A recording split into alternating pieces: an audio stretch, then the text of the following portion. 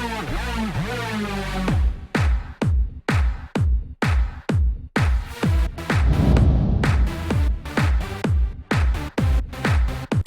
out to everybody out there on White Street. You already know what it is. Salute to everybody.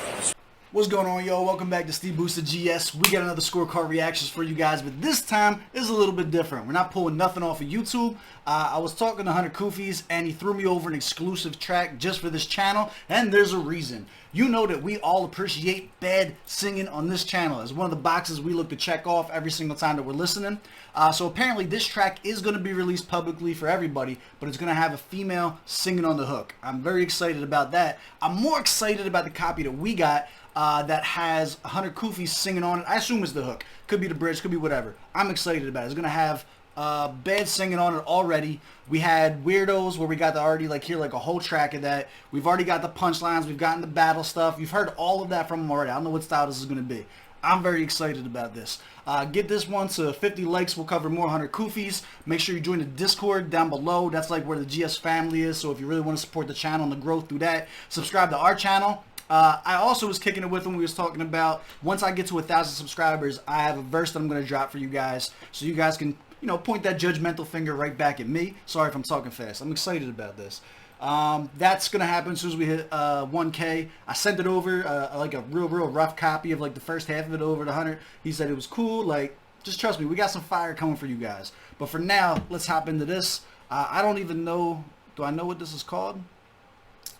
I think it's called Peace of Mind. I guess I didn't even, oh, Piece of Me. It's called Piece of Me. I didn't even look at the file yet. I'm excited. Let's go.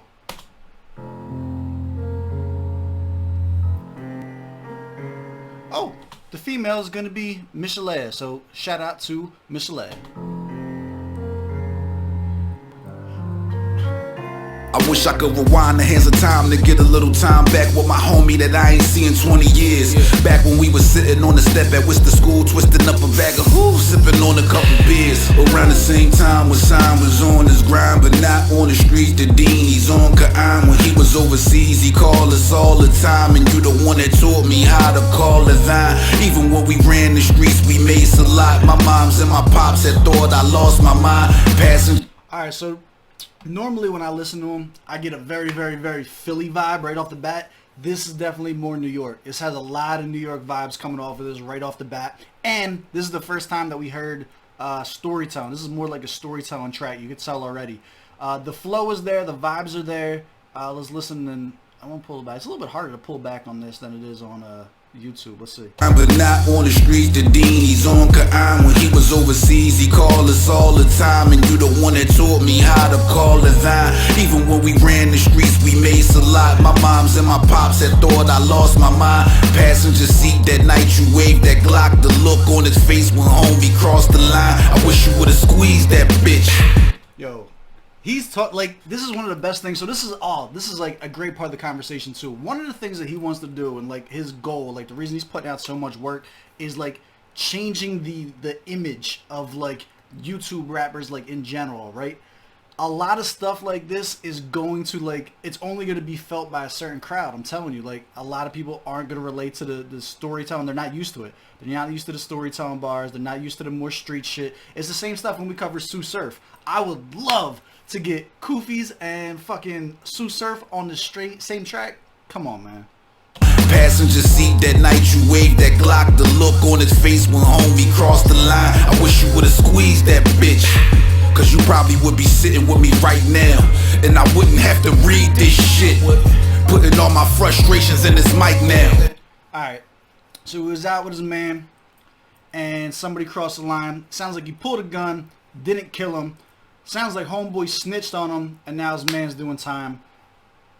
It is something my dad used to tell me, if you're going to shoot somebody, you're going to pull something out, you got to shoot to kill, because dead people don't testify. It's morbid, and I don't usually promote negativity, violence, and shit like that on my channel. But that's some real shit. If he would have pulled and killed somebody, yeah, there's a good chance that you're going to get away with it. Especially if you're in Philly, if you're in New York, if you're in, places where these things go unsolved all the time. He's kicking a little bit of old head knowledge, too. I like this. This shit, putting all my frustrations in this mic now. I'll never forget the day I heard my homie die. Ever since then, I don't know how many nights I've cried. All this anger and frustration bottled up inside. Cause when my homie died, he took a piece of me with a... Alright, I was way off.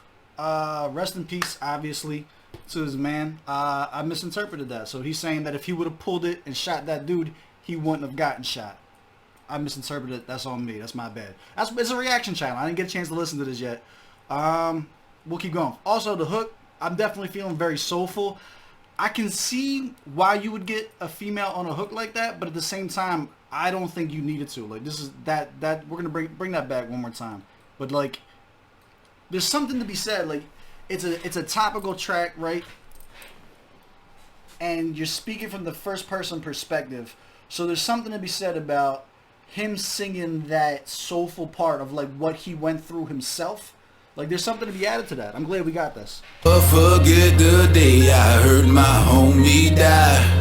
Ever since then, I don't know how many nights I've cried. All this anger and frustration bottled up inside. Cause when my homie died, he took a piece of me with a...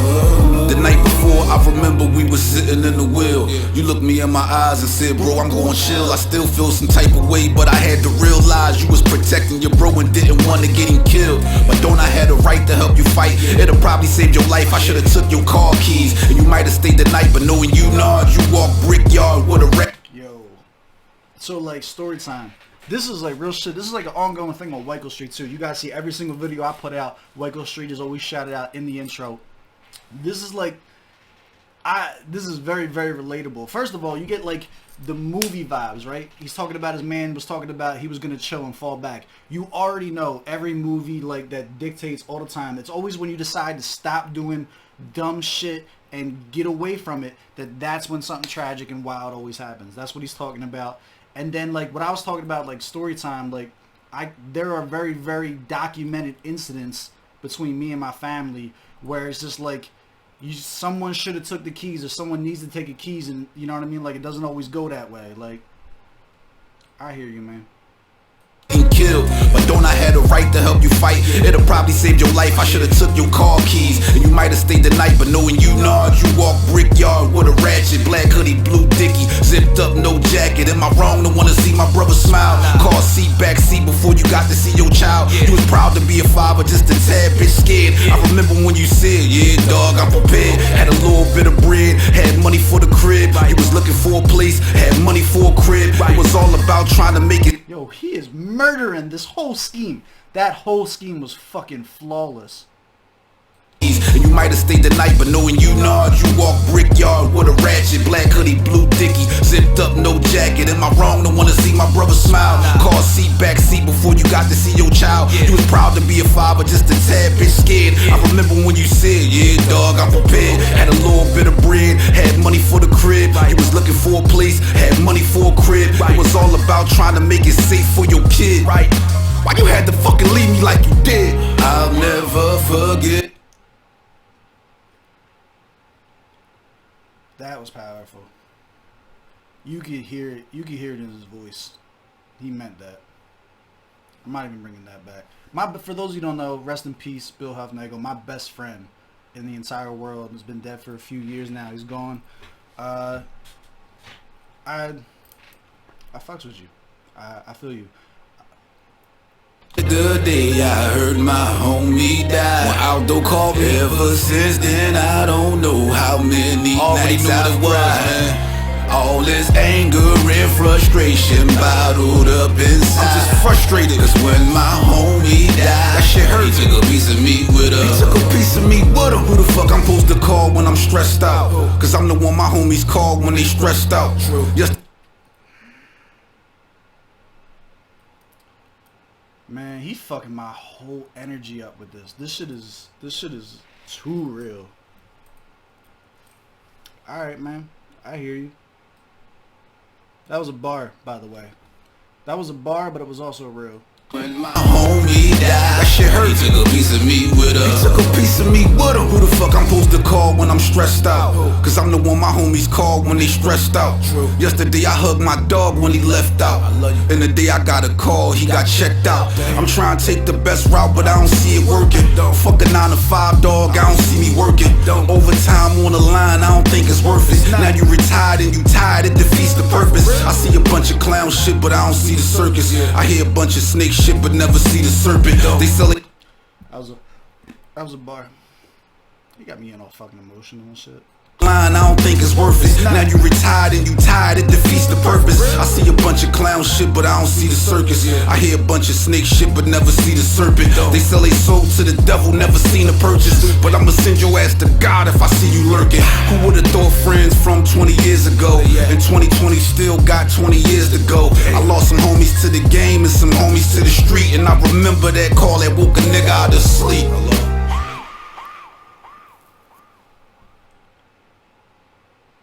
There you got it. 100 Kufis, piece of me. We are not going to score this at all. I'm going to end this with just saying rest in peace, Bill Huffnagel. Rest in peace to your man, 100 Kufis. And for all of you out there who lost loved ones, this was a real track.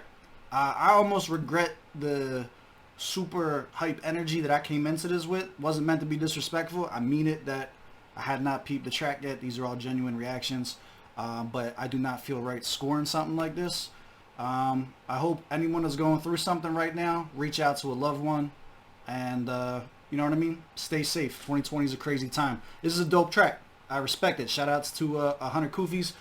We always support him on the channel here. You know what I mean? If you're not listening to him, I'm curious who you are listening to. So, rest in peace to the loved ones that we've lost. And I'll catch you guys on the next one, man.